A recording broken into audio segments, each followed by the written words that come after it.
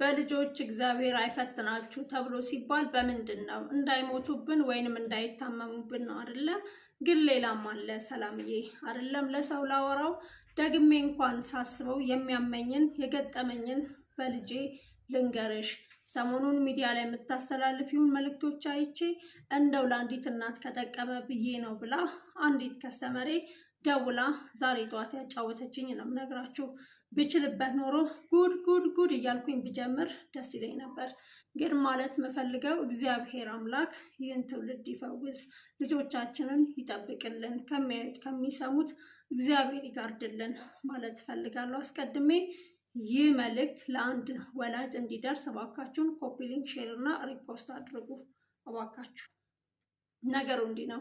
ልጄ 12 ዓመቷ ነው፣ 6ኛ ክፍል ናት። ልጁ ደግሞ 13 ዓመቱ 7ኛ ክፍል። በሰርቪስ አብረው ትምህርት ቤት ይሄዳሉ። አንድ ትምህርት ቤት ውስጥ ይማራሉ። ከመላመድ ከቆይታ ብዛት ይቀራረቡና እኛ ድሮ ጉርምስና ህይወት ላይ እያለን ቦይፍሬንዴ ወይንም ደግሞ ገርል ፍሬንዴ እንደምንባባለው እንደዛ የፍቅር ጓደኛ ሆነው ለካስ ይከርማሉ። ይህ ሚስጥር የሆነው ለኛ ለወላጆቻቸው ብቻ ነበር። ለካሳ ሁሉም ሰው ያውቃል። ሁሌ ማታ ማታ ከ1 ሰዓት ጀምሮ እስከ ተወሰነ ሰዓታት ታጠናለች እምላት ልጄ በር ዘግታ ከልጁ ጋር ረጅም ሰዓት ስልክ ነው የሚያወሩት። ስልኩን የምታገኘው ከአጋዣችን አብራኝ ብዙ ዓመታትን ከኖረች ከአንድ አጋዣችን ነው። እሱንም ቴሌግራም ላይ አሳይመንት ልስራበት ስጪኝ እያለች ነው በየቀኑ ስልኩን የምትቀበላት። ወይ እሱ ይደውላል አሊያም ደግሞ እሷ ትደውላለች። አንድ ቀን ታዲያ ወንድሟ ጋራ ከታናሽ ወንድሟ ጋር የ8 ዓመት ወንድም አላት። ከሱ ጋር ትጣላና እስከ ዛሬ ሚስጥሯ እንዳያወጣ ስደልለው ከርማ አንድ ቀን ይነግረኛል። እኔም ምንም ነገር እንዳልነገርከኝ ምሰል ብዬው ተደብቄ ልጄን ሳደምጣት የሰማሁትን ማመን አልችልም። በጣም ብዙ ነገር ሰማሁ። በቆምኩበት ነው ራሴን በቃ ስቼ ወደኩት። አልጠበቅኩም። ሕፃን ናት፣ ትንሽ ናት እምላት ልጄ ለካስ አላውቃትም ኖሯል። ነገሩን አጣራው። ቀርቤ ላወራት ሞከርኩኝ።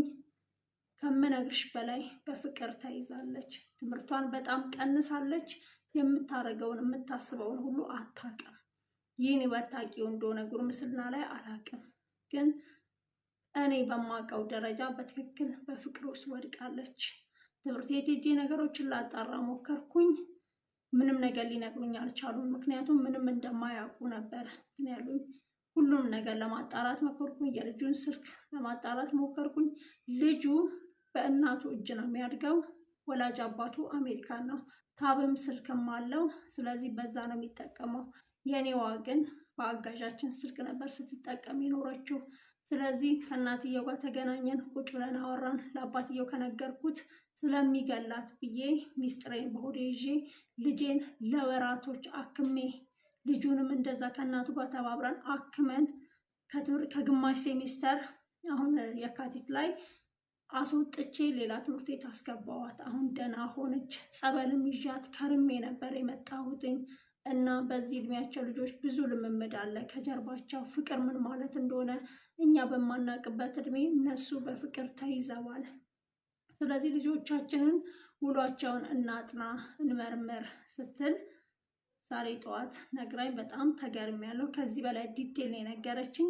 ስለዚህ ሁልጊዜም ቢሆን ልጆቻችን እንቅረብ። ስልክ ከየት ያምጡ፣ ምን ያምጡ፣ ከማን ጋር ያወሩ፣ ምንድን ነው የሚያወሩት፣ ምንድን ነው የሚያዩት፣ ምንድን ነው የሚያስቡት፣ ቀርበን እናውራቸው። ሳናውቀው ልጆቻችን ያለ እድሜ እየተበሉብን ነው ትላለች። በአጋዧም ላይ እርምጃ ወስዳለች። ቢያንስ ከ4 ዓመት በላይ አብሯት ትኖራለች። ግን እኔ ሳላቅ ለምን ለአሳይመንት ነው ብትልሽም ለምን አልነገርሽኝም ብላለች። ግን ሚስጥሩን ደግሞ ስለምታቅ ነው ያባረርኳትኝ። ሚስጥሩን ታውቃለች። ሌላም ነገር ልጄ እያደረገች ብትሆን ተባባሪዋ ናት ማለት ነው ብዬ አስወጣኋትኝ። እንዲህ አይነት ድፍረት አልፈልግም ብዬ ከልጄ የሚበልጥ ነገር ስለሌለ አስወጣዋትኝ። እሷንም ጥፋቷን አውቃለች። ግን ደግሞ የሰማሁት ብዙ ነገር ስላለ ልምራት አልቻልኩኝም። ልጄ ሌላ ነገሩን ማርጋ ቢሆን ኖሮ ተባባሪዋ ነበር የምትሆነው። ስለዚህ እንዲህ አይነት አጋዦችን መመርመር ተገቢ ነው ስትል ሼር አድርጋኛለች። እባካችሁን ማለት የምችለው ልጆቻችሁን ተከታተሉ፣ እንጸልይላቸው፣ እንቅረባቸው፣ እናውራቸው። ለማለት እወዳለሁ። እንደምታዩኝ ድምፄን በጣም ቀንሼ ነው ማወራው፣ ምክንያቱም ልጆቼ ሌላኛው ክፍል ናቸው እና ያሉት እንዲሰሙኝ እኔም አልፈልግም። እግዚአብሔር ብቻ ይርዳን ለማለት እወዳለሁ። ይህ መልእክት ለአንድ ወላጅ ወላጆች ከሆናችሁ በእርግጠኝነት ይህ ቪዲዮ ስለሚጠቅማችሁ አንድ ጊዜ ቆዩኝ። ካልወለዳችሁ ግን ስክሮል አድርጉት። ከ7 ዓመቴ ጀምሮ አንቺ ጎራዳ፣ ፉንጋና ሰነፍ ስባል ነው ያደግኩትኝ።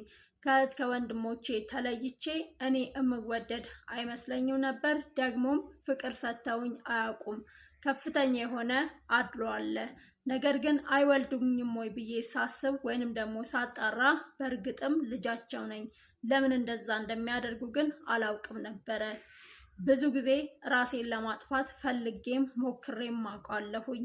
በእኩዮቼ መካከል በራስ መተማመኔ ምንም ስለነበረ የሚያደምጡኝ የሚፈልጉኝ ስለማይመስለኝ ብዙ ጊዜ ለብቻዬ ተደብቄ እያለቀስኩ ነው ያደግኩት። ነገር ግን የ20ዎቹ መጀመሪያ ላይ እያለሁኝ ባለቤቴ ላግባሽ ወድጄሻለሁ ሲለኝ ብርቅ ነበር የሆነብኝ። ሰው የሚፈልገኝ የሚወደኝ ስለማይመስለኝ ምንም ነገር ሳላጣራ ወዲያው እሺ ብዬው እሺ ባልኩት በወሩ አገባኝ። ወላጆቼም እንደተገላገሉኝ አይነት ስሜት ተሰማቸው። ከዛም ባለቤቴ እስከ ዛሬ ያደግኩትን ያስተዳደገኝ ፈተና ታዩና ልክ ትዳር ከያዝኩ በኋላ የኔ የህይወት ፈተና ጀመረ። ከአልጋ ላይ ጨዋታ ውጪ እኔን አይፈልገኝም። ቀበቶ እያወለቀ ጀርባዬን እንደ ህፃን ልጅ ነበር የሚቀጠቅጠኝ። 2 ልጆችን ወለድኩለት። ከዛ በኋላ ድብደባው ቢያቆምም ጭቆናው ግን እንዳለ ነው። ወጥቼ እንድሰራ እንድማር አይፈልግም። ብዙ ጊዜ ተጣልተን ቤተሰቦቼ ቤት ሲሄድ አሁንም ይመልሱኛል፣ ሂጂ ይሉኛል። እዛ ቤት ላይ መብት እንደሌለኝ ቦታ እንደሌለኝ ነው የሚነግሩኝ። መልኬን ደጋግሜ እውነት ጎራዳ እማስጠላ ሴት ነኝ ወይ ብዬ በመስታወት አያለሁኝ። ነገር ግን እንደማምር ነው ለራሴ የሚሰማኝ። ስለዚህ ተስፋ ቢስ አድርገው አሳደጉኝ። ልጆችን ጎራዳ፣ ቀጫጫ፣ ባሪያ እያሉ ማሳደግ ተጽዕኖ አለው። ይህንን ወላጆች አልተረዱትም። እባክሽን የኔንም ታሪክ ለአንድ ሰው እንዲጠቅም አስተላልፊልኝ። እኔ ያስተዳደጌ ተጽዕኖ ሰባራ አርጎኝ ይሄው ዛሬ በትዳሬ ደስታ አጥቼ እኖራለሁኝ። ወጥቼ እንድሰራ እንኳን ምን ትቺና ምን ታቂና እያለ ያሸማቅቀኛል። ጥሩ ትዳር የለኝም፣ ግን ለአንድ እናት ይጠቅም እንደሆነ እባክሽን ስትል አንዲት ሴት ቴሌግራም ላይ ቮይስ ልካለኝ። አስለቅሳይ ነው ይህን ታሪክ የነገረችኝ። ፍቃደኛ ከሆነች ሌላ ጊዜ ቮይሷን እየቆራረጥ ለማስገባት እሞክራለሁኝ። ነገር ግን ካልሆነ ደግሞ የእሷን ሚስጥር እጠብቃለሁ። ይህ ለአንድ ወላጅ እንዲጠቅም ነው እዚህ ጋር ያቀረብኩት። ልጆችን በቀልድም ይሁን በቁም ነገር ጎራዳ፣ ቀጫጫ፣ ባሪያ ምናምን እያልን የምንጠራው ጥሪ የልጆች ሳይኮሎጂ ላይ ትልቅ ተጽዕኖ ስላለው ይህን ከማድረግ እንቆጠብ። ለልጆቻችን ፍቅር ስንሰጥ እኩል ፍቅር እየሰጠን እኩል እይታ እያየን ሁሉንም ልጅ ጎበዝ ትችላለህ፣ እኔ ያለሁላችሁ እያለን ኮንፊደንስ እንዲሰማቸው ቤተሰብ እንዳላቸው የሚተማመኑበት የሆነ ነገር ቢሆኑ እንኳን የሚቆምላቸው የሚያግዝላቸው ወይ ደግሞ አይዞሽ በርቺ የሚል ቤተሰብ እንዳላቸው እየተሰማቸው እንዲያድጉ እናድርግ። እች ሴት በጣም ብዙ ነገር ብላኛለች። ነገር ግን ያስተዳደጓ ተጽዕኖ ነው ዛሬ ላይ እንዳትቆም ያደረጋት እና እኔ ካደግኩበት ተምሬ ዛሬ ለልጆቼ መልካም እናት ለመሆን ነገሮቹን ለማስተካከል እጥራለሁኝ። የኔ ህይወት ተበላሽቷል፣ ግን የአንዲት ህፃን ልጅ ህይወት ወይ ደግሞ የአንድ ህፃን ህይወት እንዳይበላሽ ሼር አድርጊልኝ ብላኝ ነው። እባካችሁን ፍቅራችሁን እናንተም ግለጹላት። እንደምትወደድ እንደምትፈለግ ኮሜንት ላይ ያስቀምጡላት። ታነበዋለች። ምን አለች መሰላችሁ? ልቤን የነካውና ያስለቀሰኝ ነገር ሰላምዬ ለካሳ ወድሻለሁ ቆንጆ ነሽ ከመባል ባለፈ ተደግፈው እንኳን የሚያለቅሱበት ትከሻም ይናፍቃል። እኔ ቤተሰቦቼ ይህንን ነው የነፈጉኝ ብላ በጣም ነው ያስለቀሰችኝና እኔም አበርትቻታለሁ። በህይወትሽ ሁሉም ነገር ሁለተኛ እድል አለው።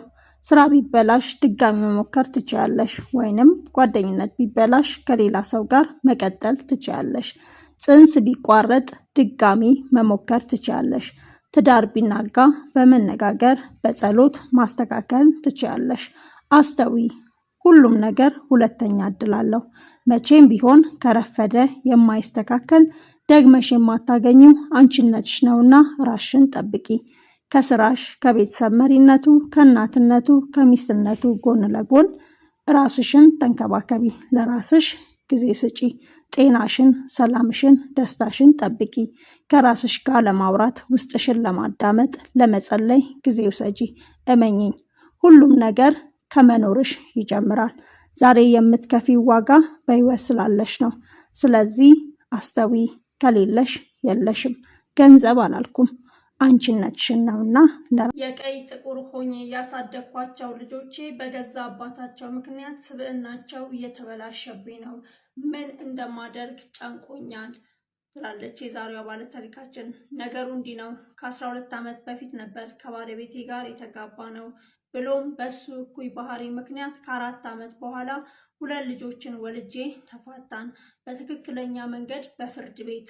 ፍርድ ቤቱ ልጆቹን ለእኔ ወስኖ እኔ አሳድጋቸዋለሁ፣ እሱ ተቆራጭ ይቆርጥላቸዋል። በ2 ሳምንት ብሎም በወር ሲለውም በ2 እና በ3 ወር እየመጣ ለ2 ቀን ይወስዳቸዋል። ነገር ግን ባገኛቸው ቁጥር ስለ እኔ መጥፎ ነገር እየነገራቸው ነው የሚመልሳቸው። ብሎም ፊታቸው ላይ ከተለያዩ ሴቶች ጋር የተለያዩ ግንኙነቶችን ለማድረግ እየሞከረ ሄዳችሁ ለእናታችሁ ንገሯት፣ አሳዩዋት ያረኩትን እያለ እያሳያቸው የልጅ ጭንቅላታቸውን እየመረዘ ይመልስልኛል። ከአንድም 2 ጊዜ ከስሸዋለሁኝ። አሁን ግን እንድታማክር የምፈልገው ሴቷ ልጄ በተለይ በጣም ስለምትወደው እኔም እንደሱ ክፉ ነገር እየነገርኩኝ ልጆቼ እንዲጠሉት በፍቃዳቸው አንፈልግም እንዲሉ ላድርግ ወይ? ጨንቆኝ ነው። ይሄን እንደ ጓደኛ ነው ማማክርሽ፣ እባክሽን ምን ትይኛለሽ ብላኛለች። እኔም ትንሽ ቆይቷል። ኖርማሊ ይሄ እንትን ግን የሆነን ሰው ያስተምራል ብዬ ነው እዚህ ጋር ያመጣሁት።